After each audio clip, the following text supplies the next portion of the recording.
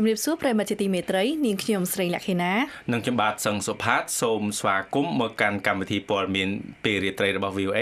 សម្រាប់ថ្ងៃសុក្រទី7ខែមីនាឆ្នាំ2025តទៅនេះយើងខ្ញុំសូមជូនដើមរឿងព័ត៌មាននៅរាត្រីនេះលោកត្រាំដាក់សម្ពាធលើអ៊ុយក្រែនហើយថាលោកនឹងជួបជាមួយលោកពូទីននៅអារ៉ាប៊ីសាអូឌីតលោកប្រធានាធិបតីត្រាំផ្អាកការដាក់ពន្ធគយ4សប្តាហ៍លើមេស៊ីកនិងកាណាដាក្រុមទទួលជំនួយសុខភាពសកលពីអាមេរិកខ្លះថាកម្មវិធីខ្លះទទួលជំនួយឡើងវិញក្រោយត្រូវបានផ្អាកលោកត្រាំនឹងរៀបចំកិច្ចប្រជុំអំពីរូបិយប័ណ្ណ Digital Crypto នៅសេតាវិមាននៅក្នុងថ្ងៃសុក្រនេះប្រតិកម្មរបស់ពលរដ្ឋខ្មែរអាមេរិកចំពោះសន្ទរកថារបស់លោកប្រធានាធិបតី Donald Trump ស្ត្រី2នាក់ទម្លាយឧបសគ្គ gender ដើម្បីកសាងអាជីពស្ត្រីអ្នកបោសសម្អាតផ្លូវតស៊ូដើម្បីគ្រួសារនិងអនាម័យទីក្រុងនឹងកិច្ចសន្ទនាអំពីទំនាក់ទំនងចិនអាមេរិកក្រោយលោកត្រាំចាប់ផ្ដើមដាក់ពន្ធគយលើចិន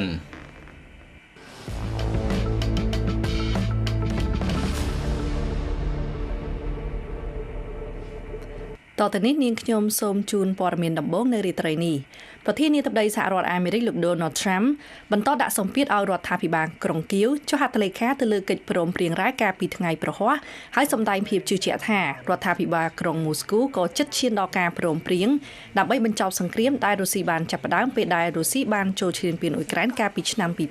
2022លោក Trump បានផ្ញើសារទៅកាន់សមាជិកអង្គការឧតុង្គថាបើពួកគេមិនបង់ប្រាក់ទេខ្ញុំនឹងមិនការពារពួកគេនោះទេលោក Trump ក៏បានបង្ហាញពីចក្ខុវិស័យពីរបៀបដែលលោកនឹងសម្របសម្រួលក្នុងការស្វែងរកសន្តិភាពរវាងអ៊ុយក្រែននិងរុស្ស៊ីនៅក្នុងសម្ដីដើមថាខ្ញុំគិតថាអ្វីដែលនឹងកើតឡើងគឺអ៊ុយក្រែននឹងចង់ចោះកិច្ចព្រមព្រៀងព្រោះខ្ញុំគិតថាពួកគេគ្មានជម្រើសទេខ្ញុំក៏គិតថារុស្ស៊ីចង់ចុះកិច្ចព្រមព្រៀងដែរដោយសារកត្តាផ្សេងមួយដែលខ្ញុំដឹងពួកគេក៏គ្មានជម្រើសដែរលោក Trump ក៏បានថ្លែងដែរថាលោកនឹងជួបជាមួយប្រធានាធិបតីរុស្ស៊ីលោក Vladimir Putin នៅប្រទេសអារ៉ាប៊ីសាអូឌីតប្រហែលជានៅក្នុងរយៈពេល1ខែកន្លះទៀតកាលពីថ្ងៃប្រហ័សប្រធានរបស់លោក Trump សម្រាប់តំបន់មជ្ឈមបូព៌ាលោក Steve Witkoff ថាលោកនឹងធ្វើដំណើរទៅអារ៉ាប៊ីសាអូឌីតដើម្បីជួបអ្នកតំណាងអ៊ុយក្រែនពិភាក្សាអំពីបទឈប់បាញ់គ្នា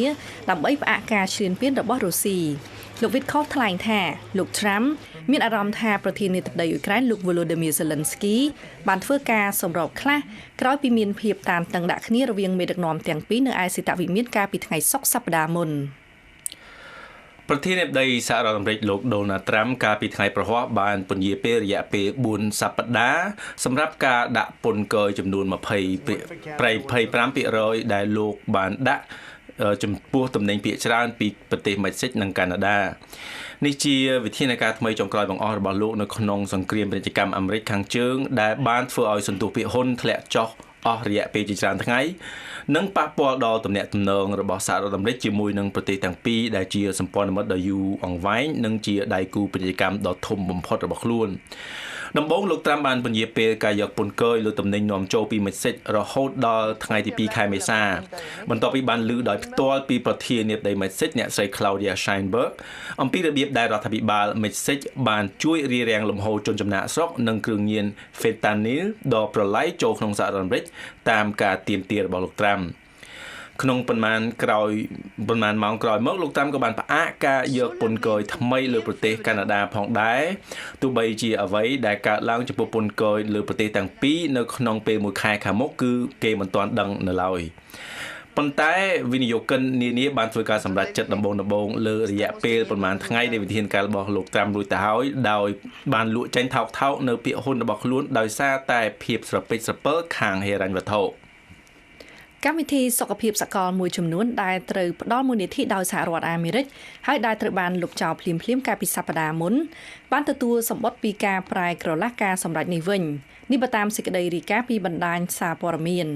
ការប្រែក្រឡាស់សេចក្តីសម្រេចនេះកើតមានឡើងក្រោយពីរដ្ឋបាលលោក Trump បានបញ្ចប់កិច្ចសន្យាជំនួយប្រមាណ 90% របស់ទីភ្នាក់ងារសហរដ្ឋអាមេរិកសម្រាប់ការអភិវឌ្ឍអន្តរជាតិឬ USAID និងក្រសួងការបរទេសអាមេរិកអ្នកតាក់តែងច្បាប់អាមេរិកពីគណៈបកប្រជាធិបតេយ្យរួមទាំងខ្លះពីគណៈបកសាធារណរដ្ឋនិងក្រុមអង្គការសិទ្ធិមនុស្សបានរិះគន់យ៉ាងខ្លាំង ចំពោះកិច្ចប្រឹងប្រែងរបស់លោកប្រធានាធិបតី Donald Trump ក្នុងការបិទកម្មវិធីជំនួយមនុស្សធម៌របស់រដ្ឋាភិបាលអាមេរិកនៅជុំវិញពិភពលោកកម្មវិធីទទួលជំនួយអាមេរិកផ្សេងទៀតដូចជាកម្មវិធីប្រយុទ្ធនឹងជំងឺរបេងនិងជំងឺអេដស៍ក៏ឃើញមានការប្រែក្រឡាស់ការសម្រេចលុបជំនួយពីមុននោះដែរប៉ុន្តែនៅតែមានភាពមិនច្បាស់លាស់នៅឡើយនៅក្នុងថ្ងៃសុក្រនេះប្រធានាធិបតីសហរដ្ឋអាមេរិកលោក Donald Trump នឹងទទួលជួបជាមួយនឹងភាគីពាក់ព័ន្ធខាងរូបិយប័ណ្ណ Digital Crypto នៅឯសេតវិមាននេះគឺជាការជំរុញទៅមុខផ្នែកនយោបាយសម្រាប់ឧស្សាហកម្ម Crypto នេះដែលបានប្រឹងប្រែងដើម្បីឲ្យគេទទួលស្គាល់ភាពស្របច្បាប់និងជាវិស័យមួយដែលលោក Trump ប្រឈមនឹងក្តីបារម្ភផ្នែកទំនាស់ផលប្រយោជន៍លោក David Sachs ដែលជាអ្នកវិនិយោគនៅតំបន់ Silicon Valley និងជាប្រធានរូបិយប័ណ្ណ Crypto របស់លោក Trump បានអញ្ជើញស្ថាបនិកនយោបាយប្រតិបត្តិនិងអ្នកវិនិយោគិនល្បីឈ្មោះនានារួមជាមួយនឹងសមាជិកក្រុមការងាររបស់លោក Trump មកតាក់តែងគោលនយោបាយក្នុងបំណងពន្លឿនកំណើនរូបិយប័ណ្ណ Crypto ដើម្បីផ្ដល់នូវការទទួលស្គាល់ស្របច្បាប់ដល់រូបិយប័ណ្ណនេះកាលពីយប់ថ្ងៃប្រហ័សលោក Trump ក៏បានចុះហត្ថលេខាលើបទបញ្ជាប្រធានាធិបតីមួយដោយបង្កើតឲ្យមាននៅឃ្លាំងបំរុងទុកយុទ្ធសាស្ត្ររូបិយប័ណ្ណ Crypto Bitcoin ដែលជាវិធានការមួយដែលលោក Sachs បាននិយាយថាជាការគោរពតាមការសន្យាក្នុងយុទ្ធនាការឃោសនាបោះឆ្នោតរបស់លោក Trump ចំពោះផ្នែកដែលកាន់តែសំខាន់នៃសម្ព័ន្ធភាពរបស់លោកសម្រាប់អ្នកដែលជឿលើរូបិយប័ណ្ណនេះរូបិយប័ណ្ណ Crypto នេះគឺតំណាងឲ្យបដិវត្តន៍ខាងហិរញ្ញវត្ថុដែលកាត់បន្ថយនៅការពឹងផ្អែកទៅលើអំណាចប្រមូលផ្ដុំកណ្ដាលនិងផ្ដល់ដល់បុគ្គលនីមួយៗនៅជម្រើសផ្សេងក្រៅពីធនាគារយូរមកហើយនេះ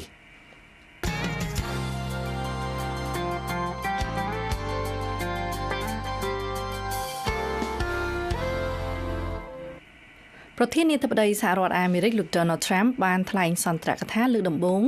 នៅឯសម័យប្រជុំរួមនៃសភាសហរដ្ឋអាមេរិកកាលពីថ្ងៃអង្គារដោយលោកបានផ្ដោតទៅលើបញ្ហាជាច្រើនជាពិសេសបញ្ហានៅក្នុងប្រទេសរួមមានបញ្ហាសេដ្ឋកិច្ចអន្តោប្រវេសន៍និងសន្តិសុខលោកម៉ែនកំសីនៃ VOA សូមជូនប្រតិកម្មខ្លះរបស់ពលរដ្ឋខ្មែរអាមេរិកកាំងដែលបានស្ដាប់សន្ទរកថានោះដូចតទៅកាលពីយប់ថ្ងៃអង្គារមកនៅសហរដ្ឋអាមេរិកលោកប្រធានាធិបតីសហរដ្ឋអាមេរិកលោក Donald Trump បានថ្លែងសន្ទរកថាជាលើកដំបូងក្នុងអាណត្តិទី2របស់លោកទៅសម័យប្រជុំរួមរបស់សភាសហរដ្ឋអាមេរិកនៅក្នុងសន្ទរកថារយៈពេល1ម៉ោង40នាទីដែលជាសន្ទរកថាវែងជាងគេនៅក្នុងប្រវត្តិសាស្ត្រលោកបានថ្លែងពាក់ព័ន្ធនឹងបញ្ហាជាច្រើនក៏ប៉ុន្តែភាគច្រើនគឺលោកផ្ដោតទៅលើបញ្ហានៅក្នុងសហរដ្ឋអាមេរិកខ្ញុំបានសម្ភាសប្រជាពលរដ្ឋខ្មែរអាមេរិកចំនួន2នាក់អំពីប្រតិកម្មរបស់ពួកអស់លោកទាក់ទងនឹងបញ្ហាមួយចំនួនដោយមានខ្មែរអាមេរិកម្នាក់គាំទ្រគណៈបកសាធារណរដ្ឋនិងម្នាក់ទៀតគាំទ្រគណៈបកប្រជាធិបតេយ្យលោកជាមាសដែលជាខ្មែរអាមេរិកមកពីរដ្ឋ Pennsylvania និងជាអ្នកគាំទ្រគណៈបកសាធារណរដ្ឋមានប្រតិកម្មពាក់ព័ន្ធនឹងបញ្ហាសេដ្ឋកិច្ចដូចតទៅបណ្ណាគយហើយនឹងអតិផរណាហ្នឹងគឺវាមានខ្ញុំគិតថាវាអត់ទាន់បានលទ្ធផលល្អនៅឡើយទេខ្ញុំមើល stock market ព្រឹកមិញគឺថាចុះថយមែនទែនអត់ទាន់មានឃើញកន្លែងណាឃើញគួរឲ្យចាប់អារម្មណ៍នៅឡើយទេនៅក្នុងពេល6អាទិត្យដែលគាត់ឡើងកាន់តំណែងនេះបាទនៅក្នុងសន្ទរកថានោះលោកប្រធានាធិបតីក៏ផ្ដោតទៅលើការយកពន្ធគយលើទំនិញដែលនាំចូលពីប្រទេសខាងក្រៅនេះគឺជាប្រតិកម្មរបស់លោកយ៉ាប់កំទឹងដែលមកពីរដ្ឋ Virginia ហើយជាអ្នកគាំទ្រគណបកប្រជាធិបតេយ្យបាទចំពោះគាត់ចង់ការពារថារោងចក្រនៅសហរដ្ឋអាមេរិកមិនចង់ឃើញរោងចក្រទៅធ្វើនៅប្រទេសផ្សេងគាត់ដាក់ពន្ធដារទៅប្រទេសផ្សេងទៀតក៏ប៉ុន្តែនេះគាត់ធ្វើហ្នឹងអាចការពាររោងចក្រខ្លះក៏ប៉ុន្តែអាចនាំឲ្យវត្ថុទំភាររបស់របរផ្សេងៗទៀតអាចឡើងថ្លៃហើយនេះដល់ពេលឡើងថ្លៃហ្នឹងទៅនេះវាអាចមានផលលំបាកទៅប្រជាជនហើយប្រជាជនក៏មិនសូវមានលុយចាយច្រើនហើយមួយទៀតប្រទេសផ្សេងៗទៀតអាចដាក់ពន្ធដារប្រឆាំងតបមកវិញមកហើយធ្វើឲ្យមានសង្គ្រាមខាងសេដ្ឋកិច្ចហ្នឹងវាអាចធ្វើឲ្យប្រទេសផ្សេងៗទៀតមិនសូវទិញរបស់របរពីអាមេរិកដែរលោកជាមាសក៏យល់ស្រដៀងគ្នានេះដែរ អ្វីដែលគាត់ចង់និយាយអំពីពន្ធដារគោនេះគឺគាត់ចង់និយាយសំដៅទៅលើភាពពុករលួយនៅសហរដ្ឋអាមេរិកនេះគេហៅថា white collar crime ហ្នឹងវាមានអ្នកដែលប្រព្រឹត្តលួចពន្ធដារហ្នឹងវាមានអញ្ចឹងអាមេរិកចង់រឹតបន្តឹងកន្លែងហ្នឹងរឹតបន្តឹងទាំងមន្ត្រីរាជការរបស់សហរដ្ឋអាមេរិកផ្ទាល់និងរឹតបន្តឹងនឹងពន្ធដារនាំចេញនាំចូលពីស្រុកនៅជិតៗនេះនៅមិចស៊ីកូហើយនិងនៅកាណាដានេះបាទតាមខ្ញុំយល់នេះជាយុទ្ធសាស្ត្រក្តៅមួយដើម្បីគេហៅថាឲ្យគេចាប់អារម្មណ៍ពីរឿងបញ្ហាហ្នឹងខ្ញុំគិតថាយុទ្ធសាស្ត្រនេះបើសិនជាអត់អំណោយផលដល់សហរដ្ឋអាមេរិកព្រោះកាលណាយើងធ្វើទៅគេប្រកាសណាស់គេនឹងធ្វើមកយើងវិញដូចខ្ញុំឮថាកាណាដាប្រហែលនឹងតម្លើងពន្ធដែរពីសហរដ្ឋអាមេរិកមិនប្រហែលគឺថានឹងតម្លើងពន្ធដែរពេលអាមេរិកតម្លើងទៅលើខ្លួនអញ្ចឹងវាអាចមានទៅមានមកខ្ញុំគិតថានឹងមានការចរចាគ្នាទៅមុខទៀតនៅផ្នែកនយោបាយបាទលោកប្រធានាធិបតីក៏បានថ្លែងទៅដល់បញ្ហាជនអន្តោប្រវេសន៍ដែលចូលមកសហរដ្ឋអាមេរិកដោយខុសច្បាប់ហើយបើតាមការរាយការណ៍របស់ទីភ្នាក់ងារសារព័ត៌មាន Reuters បានឲ្យដឹងថាកាលពីខែកុម្ភៈគឺរដ្ឋបាលរបស់លោក Trump បានបញ្ជូនចេញនៅជនអន្តោប្រវេសន៍ខុសច្បាប់នេះចំនួន 37,660 នាក់ក្នុងមួយខែនោះដែលនេះជាចំនួនបើធៀបជាមួយនឹងរដ្ឋបាលរបស់លោក Joe Biden គឺតិចជាងនៅឡើយទេដែលពេលនោះលោក Joe Biden បានបញ្ជូនចេញខ្ទង់ប្រមាណជា 57,000 នាក់ក្នុងមួយខែប៉ុន្តែទាំងលោកយ៉ាប់កំទឹងទាំងលោកជាមាសយល់ថាវិធានការរបស់រដ្ឋបាលលោក Trump គឺហាក់ដូចជាតឹងរ៉ឹងបន្តិចគាត់ធ្វើថាយើងជំការយើងថានេះមើលទៅថាគាត់អត់មានមនុស្សធម៌ជាពិសេសប្រទេសបីមុនបានឲ្យជនភៀសខ្លួនក្រុមខ្លះមកនៅសហរដ្ឋអាមេរិកបានរាប់ម៉ឺនរាប់ផ្សាយអញ្ចឹងដែលថាគ្នាមកខំនៅសហរដ្ឋអាមេរិកហើយស្រាប់តែគ្នាស្របច្បាប់ហើយឥឡូវទៅជាអត់ស្របច្បាប់វិញធ្វើឲ្យនាំការលំបាកទៅប្រជាជនពួកនឹងដូចជាពួក Venezuela ពួក Ukraine ជាដើមដល់ពេលទៅនេះមនុស្សក្រុមគ្រួសារនឹងមានផលលំបាកច្រើនខ្ញុំការរំពឹងទុករបស់ខ្ញុំគិតថាលោកអាណត្តិប្រធានាធិបតីអាណត្តិទី47នេះលោកនឹងអនុវត្តការងារច្បាប់ជនអន្តោប្រវេសន៍នេះប្រសើរជាងពេលឥឡូវនេះខ្ញុំមិននឹកស្មានថាគាត់អនុវត្តច្បាប់ជនអន្តោប្រវេសន៍នេះដូចតក់កុហលបានន័យថាគាត់បញ្ជាទៅមន្ត្រីក្រមអាវ៉ាតហ្នឹងចាប់ទៅលើខ្ញុំសង្កេតទៅអានេះខ្ញុំនិយាយនៅក្នុងនៃកណ្ដាលសង្កេតទៅគឺថាចាប់ភាគច្រើននៅរដ្ឋដែល Democrat ឬក៏ទីក្រុងដែល Democrat ខ្លាំងនេះជាចំណុចអារម្មណ៍រសើបរបស់ពួក Democrat ដែលគេរិះគន់ហើយម្យ៉ាងវិញទៀតគាត់បានប្រើអង្គការ ICE ហ្នឹងគឺថាស្ថាប័ន ICE ដែលបង្កើតសម្រាប់ចាប់ជនអន្តោប្រវេសន៍ខុសច្បាប់ហ្នឹងគឺថាចាប់បញ្ជូនដោយសារដីកាហ្នឹងខ្លីៗពេកខ្ញុំថាត្រូវអ្នកហ្នឹងខុសច្បាប់ត្រូវចាប់បញ្ជូនវឹងអញ្ចឹងទៅរមុំគ្នារមេធាវីរមុំរកអីឃើញតក្តីហ្នឹងវាមានការប្រត់ប្រាស់បែកបាក់គ្រួសារភ្លាមហ្នឹងដោយអត់បានផ្ដល់ឱកាសឲ្យទៅមន្ត្រីសង្គមកិច្ចខ្លះជួយសម្រួលដល់ផ្នែកគ្រួសារនឹងដូចចាប់បញ្ជូនទៅឆ្ងាយខុសពីទីកន្លែងពិបាករកដែលគេចាប់បញ្ជូនគ្រួសារនឹងទៅណាអញ្ចឹងពិបាកនឹងលោកយ៉ាប់កំទឹងដែលជាសកម្មជនសិទ្ធិមនុស្សនិងលទ្ធិប្រជាធិបតេយ្យយល់ឃើញថាគោលនយោបាយរបស់លោកប្រធានាធិបតីនិងចំណាត់ការតាំងពីមុនរហូតដល់ពេលនេះគឺហាក់ដូចជាមិនបានគ្រប់គ្រងច្រើនទៅដល់លទ្ធិប្រជាធិបតេយ្យនិងសិទ្ធិមនុស្សនៅទូទាំងពិភពលោកទេលោក Donald Trump គាត់បាននិយាយពីរឿងគាត់ដកតំណាងចេញពីអង្គការសហប្រជាជាតិក្រុម Human Rights Council ហើយគាត់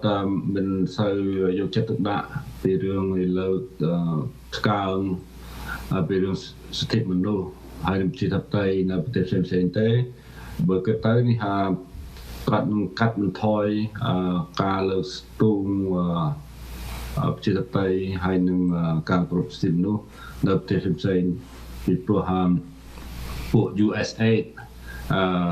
ស្ថាប័នហ្នឹងគេច្រើនគេលើកតម្កើងប្រជាធិបតេយ្យនៅប្រទេសផ្សេងៗទៀតឥឡូវ ពួកស្ថាប័នហ្នឹងគេត្រូវគេថាកាត់បន្ថយច្រើនដល់ពេលទៅអញ្ចឹងមានន័យថាការលើកស្ទួយប្រជាធិបតេយ្យនៅប្រទេសផ្សេងៗ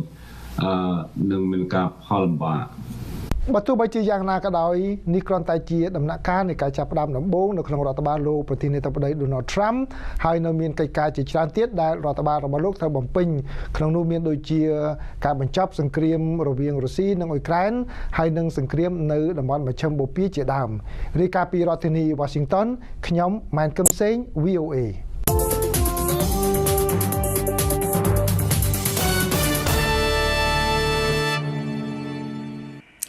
ប្រិមិត្តថ្ងៃសៅរ៍ស្អែកជាទិវាសិទ្ធិនារីអន្តរជាតិ8មីនាហើយរបាយការណ៍មួយរបស់វេទិកាសេដ្ឋកិច្ចពិភពលោកបាននិយាយថាគេត្រូវការប្រហែល130ឆ្នាំទៀតទើបពិភពលោកមានសមភាព gender ពេញលេញដែលស្ត្រីនឹងបង្រោះរូបចំណែកស្មើគ្នានៅគ្រប់មជ្ឈដ្ឋាននៃជីវិតពីរដ្ឋ Colorado សហរដ្ឋអាមេរិកអ្នកស្រី Svetlana Priskinska រាយការណ៍ពីរឿងរ៉ាវរបស់ស្រី2នាក់ដែលបានសម្រេចរឿងនេះលោកប៉ុនស៊ីសវណ្ណជួនសេចក្តីប្រែសម្រួលដូចតទៅការរស់នៅដោយមិនភ័យខ្លាចនិងធ្វើអ្វីដែលអ្នកស្រឡាញ់គឺជារបៀបដែលអ្នកស្រីមីរណាអៃសាវអ្នកវិទ្យាសាស្ត្រអ៊ីរ៉ាក់និងជាតន្ត្រីករក្រៅម៉ោងរៀបរាប់អំពីជីវិតរបស់អ្នកស្រីនៅអាមេរិក So the situation for women in Iraq is not slightly actually significant. ស្ថានភាពស្ត្រីនៅអ៊ីរ៉ាក់ខុសគ្នាខ្លាំងពីស្ត្រីនៅសហរដ្ឋអាមេរិក អ្នកស្រីអៃសាវបានមកសហរដ្ឋអាមេរិកឆ្នាំ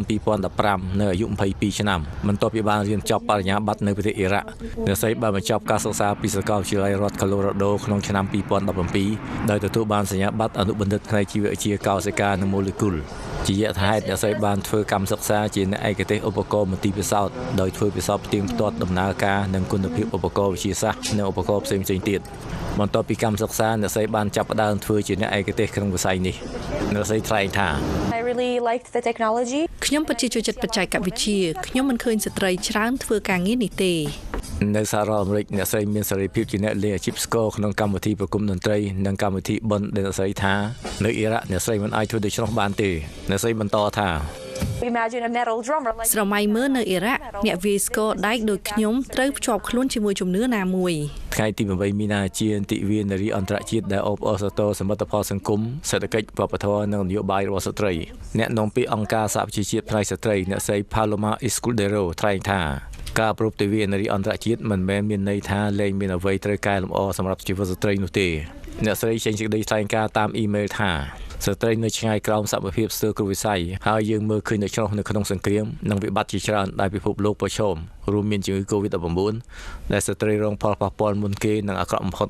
អ្នកស្រីអៃសាវធ្វើការស្ម័គ្រចិត្តនៅអង្គការមករកប្រាក់ចំណេញដែលជួយស្ត្រីនិងកម្មាភៀសខ្លួនមកអាមេរិកនៅក្នុងព្រឹត្តិការណ៍មួយអ្នកស្រីបានជួបតាទីយ៉ាណា Stretilat មេចុងភៅដែលបានភៀសខ្លួនពីប្រទេសកំណើតគឺអ៊ុយក្រែនបន្ទាប់ពីការលុកលុយរបស់រុស្ស៊ី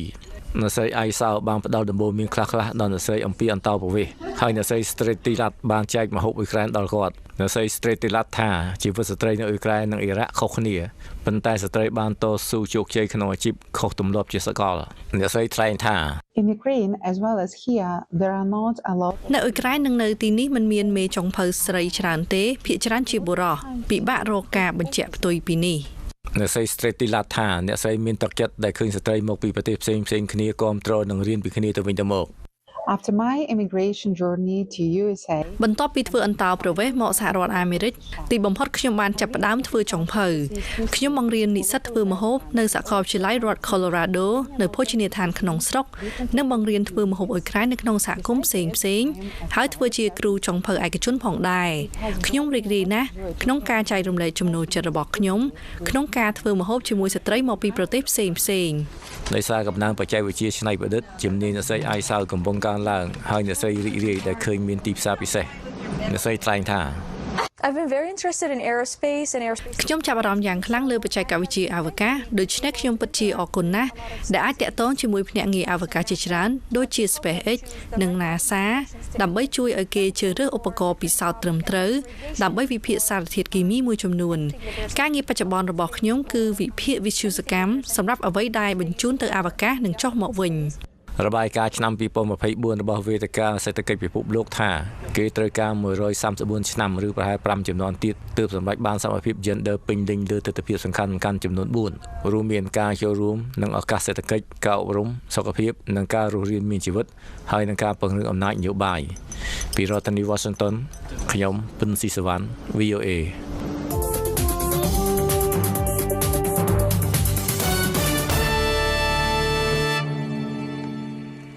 អ្នកស្រីពេងអុលបានចាប់អាជីពជាអ្នកបោសសម្អាតតាមដងផ្លូវក្នុងរាជធានីភ្នំពេញរយៈពេលជាង4ឆ្នាំមកហើយស្ត្រីមេវាយវ័យ40ឆ្នាំរូបនេះដែលមានកូនស្រីកូនប្រុស2នាក់ក្នុងបន្ទុកធ្លាប់ជួបគ្រោះថ្នាក់ចរាចរណ៍ដោយសារតែរថយន្តបុកខណៈកំពុងបោសសម្អាតលើដងផ្លូវបើទោះបីជាការងារនេះត្រូវប្រឈមនឹងគ្រោះថ្នាក់ក្តីក៏អ្នកស្រីនិយាយថាអ្នកស្រីមានមោទនភាពដែលបានចូលរួមធ្វើការឲ្យទីក្រុងស្អាតនិងអាចរកចំណូលពីអាជីពនេះដើម្បីចិញ្ចឹមកូនទាំង2នាក់តទៅនេះសូមលោកអ្នកនាងស្ដាប់និងទស្សនាការរៀបរាប់របស់អ្នកស្រីពេងអុលអំពីការងាររបស់អ្នកស្រីដូចតទៅខ្ញុំឈ្មោះពេងអុលអាយុ43ឆ្នាំធ្វើការ4ឆ្នាំទៅតាំងព្រឹកខ្ញុំចេញម៉ោង4កន្លះពីផ្ទះមកដល់នេះម៉ោង5មកដល់យើងរៀបចំយករបស់របរប្រើប្រាស់អីចុះក្រោមអស់ទៅបោះគៀនពួននឹងអស់ទៅបានយើងបោះផ្លូវនេះមកខ្សែទាំងអស់ដល់ម៉ោងដល់និយាយទៅមកហើយគេអត់ដឹងថាម៉ោងប៉ុន្មានដល់មកហើយដល់ហើយអញ្ចឹងយើងសម្រាប់បន្តិចទៅយើងអាចដើរមើលអាធម្មតាសម្រាប់ណាដែលវាប៉ើងយើងទៅដើរម្សាទៀតអញ្ចឹងទៅដល់ម៉ោងហើយយើងដើរម្សាទៀតដល់ម៉ោង10ហើយអីបោះវិញយូរដែរម៉ោង10ដល់មកទៅផ្ទះដាំបាយដាំអីធ្វើមកទៅឲ្យកូនមករៀនហូបបាយហូបអីជូនកូនទៅរៀនហើយបានមកធ្វើការវិញវាមិនចេះស្រួលទេអីយើងចាំកូនតែឯងប្រាក់ខែយើងក៏បានវាប៉ុណ្ណឹងវាមិនច្រើនណាស់ដែរបានថ្លៃផ្ទះទឹកភ្លើងហើយកូនចាយកូនរៀនកូនអីហ្នឹងអស់ហើយចូលពិបាកទៅនឹងផ្លាច់មួយយ៉ាងតែគ្រោះថ្នាក់ខ្ញុំទៅគ្រោះថ្នាក់ឡានពីកន្លែងហ្នឹងតែត្រឹមហ្នឹងអូនទៅដល់កន្លែងបាក់ភ្លើងខាងឆ្វេងតាំង2022ដល់ចូលក្បាល2024គេឲ្យយើងដកដៃចេញខែ1 2024ខែ1បានគេឲ្យយើងដកដៃចេញគេសម្រាប់4ខែចូលធ្វើការវិញអ្នកខ្លះទៅគេមើលមកយើងដូចថាគេមានអារម្មណ៍ថាអាណិតអីយើងអញ្ចឹងណាគេស្រឡាញ់ចូលចិត្តយើងអ្នកខ្លះទៅក៏គេមិនសូវចូលចិត្តយើងអញ្ចឹងណាដូចថាយើងបោះសម្ញាប់បោះអីយើងមិនស្អាតអីអញ្ចឹងណាវាមិនទៅមនុស្សវាមិនដូចគ្នាទេភាគច្រើនគឺគេចូលចិត្តយើងគេអាណិតយើងមួយដែរគេដូចថាគេធ្វើអើមយើងមួយដែរវាមិនទាំងអស់ទេច្រើនតែគេអាណិតគេស្រឡាញ់យើងគេអាណិតយើងអញ្ចឹងគេឃើញយើងបោះអញ្ចឹងទៅអ្នកខ្លះទៅគេឲ្យទឹកឲ្យអីផឹកហ្នឹងទៅ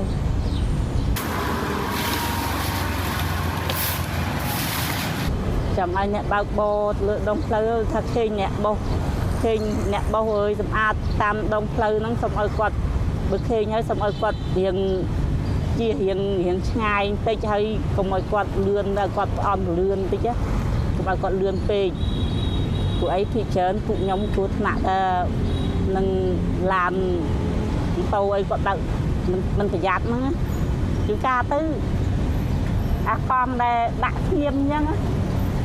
មនុស្សបោះឲ្យនៅកង់នៅអញ្ចឹងជួនកាលទៅមកបុកកង់ក៏មានដែរជួនកាលទៅប៉ះមនុស្សទៅជួនកាលទៅប៉ះតកង់អញ្ចឹងទៅជួនកាលទៅមនុស្សពងបច្ចេកង់ហ្នឹងមកបុកកង់ទៅជ្រោយក៏មានដែរអញ្ចឹងចឹងបានថាវាប្រឈមមុខគ្រោះថ្នាក់ច្រើនដែរសម្រាប់ការងារខ្ញុំខ្លួនឯងមានមូលដ្ឋានភាពនៅខ្លួនឯងដែលអាចដូចថាយើងមានសមត្ថភាពអាចចិញ្ចឹមកូនបានអញ្ចឹងយើងអាចធ្វើការបានប្រាក់ខែបានអីចិញ្ចឹមកូនបានបន្តបណ្ដាលកូនបានរៀនសូត្រយើងប្រឹងយើងស្រឡាញ់ការងារយើងនឹងដើម្បីបានប្រាក់ខែយកទៅបន្តបណ្ដាលកូនឲ្យកូនលូតលាស់ជាងយើងកុំឲ្យវាពិបាកដូចម៉ែអញ្ចឹង